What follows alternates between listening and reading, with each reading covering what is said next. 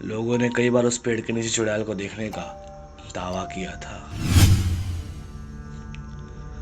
सब सही चल रहा था कि अचानक उसकी मम्मी उठ के चीखने चिल्लाने लगती है।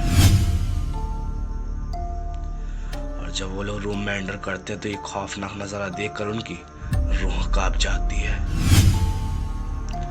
So let's begin. वो पेड़ की चुड़ैल। तो दोस्तों, कैसे हो सब? आई होप सब बढ़िया होंगे। तो यार, एक और ऐसी भयानक कहानी के साथ लौट आए जिसको सुनकर ही आपके पैरों तले जमीन खिसक सकती है। तो आज की जो कहानी हमें भेजी दिल्ली के रहने वाले अश्विन ने। अश्विन जो खुद ऐसे खौफनाक हादसे से गुजर कर आया है ना, जो सुनकर ही आप लोग के रोंगटे खड़े हो सकते हैं। चलो इस कहानी की स्टार्टिंग करते हैं बिना किसी देरी के। अश्विन बताते हैं कि आज से करीब 15 साल पहले, जब अश्विन की एज करीब 6 साल की रही होगी, उस टाइम पे मतलब वो लोग पहले दूसरे घर पे रहते थे जहाँ उनका बचपन बीता, जहाँ वो पले बड़े, ठीक है, छोटे से सब कुछ नॉर्मल ही था। बड़े होते हुए उन्हें करीब जब 5-6 साल के हुए, तब इस बात का उन्हें पता चला कि मतलब उनका जो घर है ना, वो एक कब्रिस्तान पे बना था जहाँ पे लोगों को मतलब दफनाया जाता था। और उनके घर के मतलब घर के बाजू से एक रोड गई थी, वहीं पे जस्ट घर से जुड़ा हुआ एक महुए का पेड़ था, जिसके नीचे लोगों ने कई बार दावा किया था कि वहाँ पर उन्होंने एक औरत को रात को ऐसे वहाँ पे बैठे या फिर चलते हुए देखा है। जो कि मतलब जब लोग वहाँ पे पहुँचते तो औरत गायब हो जाती, तो जाहिर सी बात है लोग उसे चुड़ैल मानते थे। वो कौन है, क्या थी, किसी को आज तक पता नहीं चला। अश्विन लोगों ने इस बात को मतलब उतना सीरियस नहीं लिया, क्योंकि उनके ऊपर ये सब चीज़ कभी हुआ नहीं यार। उन्होंने उस औरत को कभी नहीं देखा, ना ऐसा कुछ फील किया।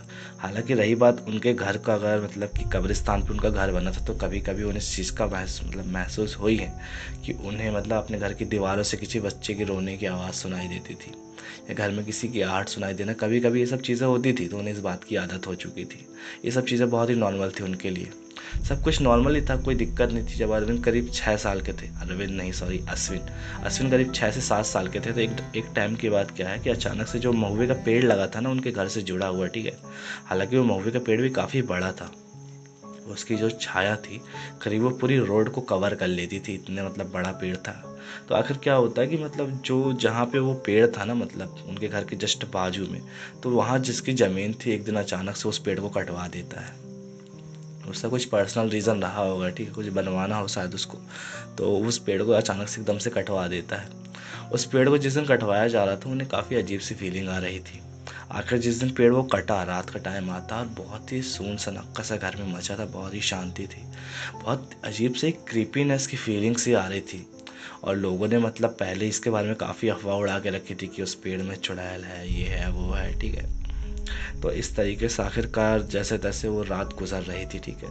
घर में एकदम अजीब सी शांति मची हुई थी कि तभी क्या होता कि रात को करीब 10 बजे का टाइम था, वो लोग सो रहे थे, ठीक है। मतलब अश्विन लोग जो थे वो अलग रूम में सोते थे, मम्मी पापा अलग रूम में सोते थे, ठीक है। तो अचानक से मम्मी के रूप से उनको चीखने चिल्लाने की आवाज़ें आने लगती है, बहुत तेज तेज, ठीक है। अश्विन लोग बहुत ज़्यादा डर जाते हैं, मम्मी के रूम में पहुंचते हैं तो जो मतलब अश्विन के पापा थे वो मम्मी को समझाने की कोशिश कर रहे थे, अश्विन की बहुत ज़्यादा समझा रहे थे, ठीक है। और मतलब वो बहुत ज़्यादा मतलब ऐसे झेलने लगी, अचानक से चीखने चिल्लाने लगी बहुत तेज़ तरीके से, ठीक है। पागल और टाइप एक तरीके से कह सकते हो, ठीक है। इस तरीके से चीखने चिल्लाने लगी। किसी को समझ में नहीं आता यार एकदम अचानक से इसे क्या हो गया, ठीक है। तबीयत ख़राब हो गई कि कुछ देख ली, डर गई, क्या हो गया, कुछ समझ में नहीं आया। कुछ मतलब बड़बड़ा नहीं रही थी, एकदम से चीखी है और मतलब बैठ के से हिलने लगी, ठीक है, बैठे बैठे वहाँ पे। किसी कुछ पल्ले नहीं पड़ रहा था, ठीक है। जब उसको मतलब अश्विन के पापा समझा रहे थे उनकी मम्मी को, अश्विन लोग समझा रहे थे, तो वो लोग को अचानक से गंदी गंदी गालियाँ देना स्टार्ट कर दी।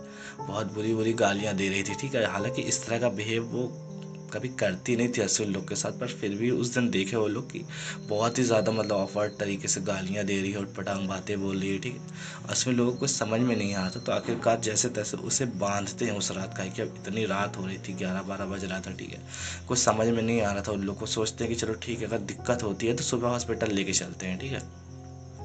तो आखिर जैसे तैसे करके अश्विन की मम्मी को वो लोग बांध देते हैं, मतलब क्योंकि बहुत ही ज़्यादा हाइपर होती थी, करीब मारने के लिए भी दौड़ रही थी, ठीक है, अश्विन लोग को। तो उसे बांधना पड़ा मजबूरी में। आखिरकार रात के 3-4 ऐसे बजे होंगे, जैसे तैसे नींद तो किसी को आएगी नहीं यार, वैसे चीख ही कर रही थी, ठीक है। आखिरकार उसकी मम्मी थोड़ा सा शांत हुई करीब 3-4 बजे के टाइम में, तो अश्विन लोग की नींद लग गई, ठीक है। अश्विन की नींद खुली तो सुबह के मतलब 6:30-7 बज चुके थे। और जब 7 बजे अश्विन सो के उठा तो घर में सब कुछ नॉर्मल था। हालांकि वो अश्विन जो था अपनी मम्मी के ही रूम में था, वो अपने रूम में नहीं था। तो उसको ये तो पता था कि जो कुछ भी रात में हुआ वो उसका सपना नहीं, रियलिटी थी। तो जब सो के उठा तो सब कुछ नॉर्मल था। उसकी मम्मी खाना बनाने चली गई थी, उसके पापा भी अपना काम कर रहे थे। अश्विन को भी समझ में नहीं आया यार कि रात को जो जो हुआ वो सपना तो नहीं था कहीं, मतलब क्या था। बहुत भयानक सा सीन मच गया था यार, ठीक है, क्योंकि कभी ऐसा उन्होंने एक्सपेक्ट तक नहीं किया था कि ऐसा कुछ हो सकता है उनके घर में।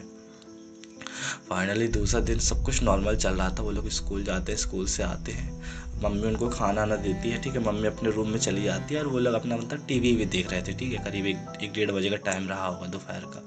वो लोग टीवी देख रहे थे तो उन्हें पता चलता है कि उसकी मम्मी जो थी ना, मतलब कमरे में बैठे बैठे कुछ बड़बड़ा सा रही थी, ठीक है, मतलब कुछ ऊट पटांग सा अपने में पलंग में से बैठी है पलथी मार कैसे, और ऊट पटांग सा कुछ बड़बड़ा रही थी, ठीक है।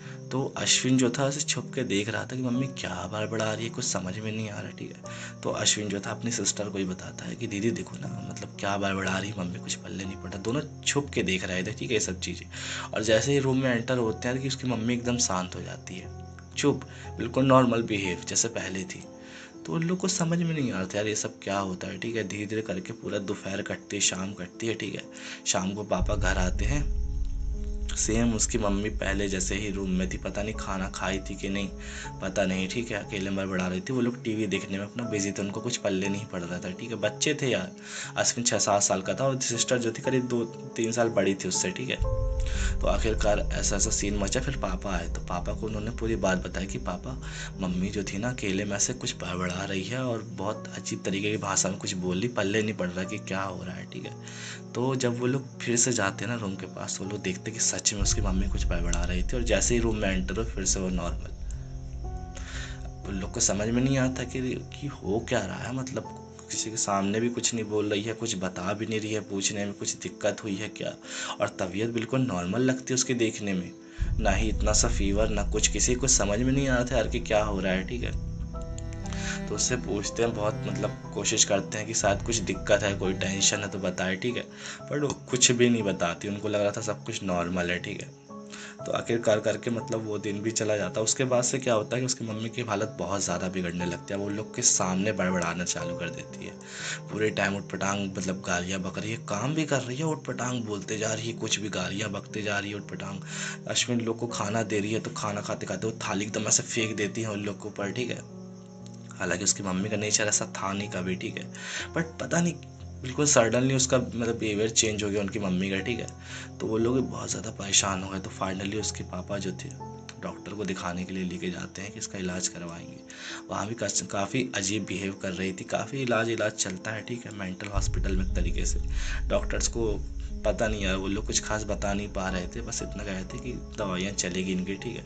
तो जैसे तैसे करके इलाज चल रहा था। एक दो दिन 3 दिन जैसे तैसे ही बीता होगा कि एक दिन की बात है कि वो लोग स्कूल गए हुए थे, ठीक है, अश्विन और उसकी सिस्टर स्कूल गए हुए थे। स्कूल से आते करीब 11:30-12 का टाइम हो रहा था, ठीक है। रूम मतलब घर में आते तो पूरा एकदम शांति मची हुई थी, मम्मी कहीं दिख नहीं रही थी, ठीक है।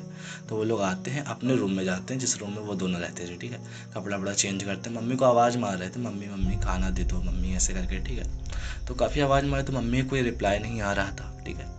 ढूंढते हुए मम्मी को ऐसे जाते हैं, फिर आखिरकार मम्मी के रूम में एंटर होते हैं। तो मम्मी के रूम में एंटर होते उन्होंने जो देखा ना, उनके पैरों तले ज़मीन खिसक गई। उन्होंने देखा कि पंखे पर उनकी मम्मी रस्सी के सहारे, मतलब गर्दन में समझ रहे हो ना, झूल रही थी, उनकी बॉडी एक तरीके से झूल रही थी। अब ये देखकर उनके पैर कांप गए, उनको अपनी आंख पे विश्वास नहीं हो रहा था जो उन्होंने देखा था। और इस बात के बाद उन लोग बहुत ही गहरे सदमे में जा चुके थे। और आखिरकार इस दिन को जब कुछ दिन हुए ही होंगे, 2 से 3 दिन हुए होगी, उसके बाद जो महुए का पेड़ जहाँ पे काटा था ना, मतलब महुए का पेड़ पूरा नहीं काटा गया था, करीब हाँ 7-8 फीट का रहा होगा। तो वहाँ पे ना उन्हें अपनी मम्मी का साया दिखाई देना स्टार्ट हो गया। इसके बाद उनके अंदर इतनी ज़्यादा दहशत भरना स्टार्ट हो गई कि आखिरकार उन्होंने वो घर खाली कर दिया। इसके बाद से लोगों ने कई बार उसकी मम्मी को वहाँ पे देखा है, उस महुए के पेड़ के पास।